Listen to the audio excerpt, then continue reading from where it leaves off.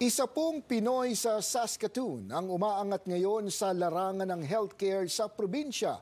Dati pong OFW sa Kuwait. Tumutulong na ngayon si Paulo Tan sa mga Canadians na may problema sa addiction at iba pang issue kung saan apektado ang mga bata. Narito ang report. 7 taong ding OFW sa Kuwait si Paulo Tan bago siya nakarating ng Canada noong 2015. Nagsimula siyang magtrabaho sa fast food restaurant sa Saskatoon hanggang sa natapos ang kanyang kontrata at naging home support worker.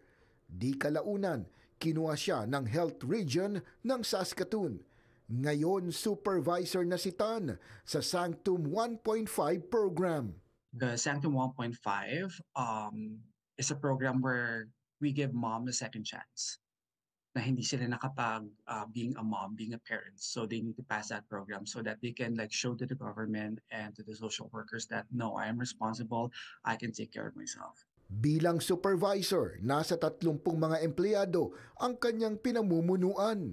A little bit intimidating before, and I have no idea what Sanctum was. For me, the reason why I applied it because I want to know how they deal with HIV. How they deal with people, homeless people who's in addiction when it comes to drugs, alcohol, because I want to also educate myself. Me as a part of LGBTQ, I'm also advocating not only my friends, but the LGBT community here to be responsible. Knowing your status makes you, empower you. Lingidaan niya sa kaalaman ng maraming Canadians ang nangangailangan ng tulong.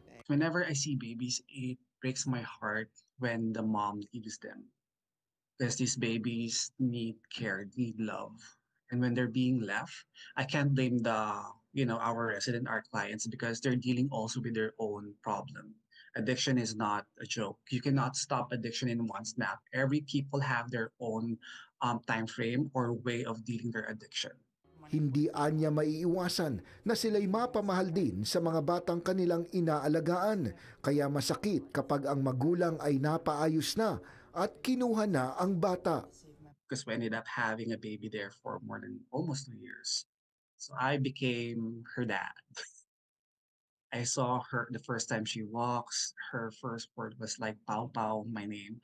So I was really connected. Not just me, but the other staff there. And when she finally found someone to adopt her, a family member, when she left, that really breaks most of our, just losing your daughter. So masakit siya.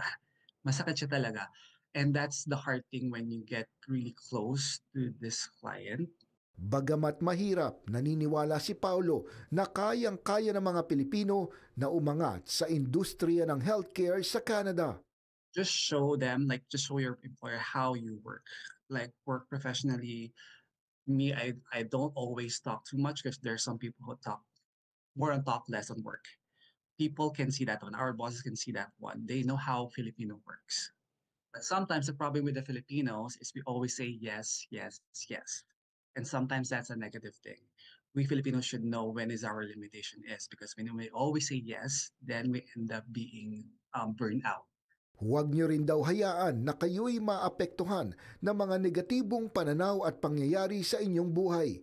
Patuloy anyang hasain ang inyong galing at kaalaman at maniwala sa sarili para maging matagumpay dito sa Canada.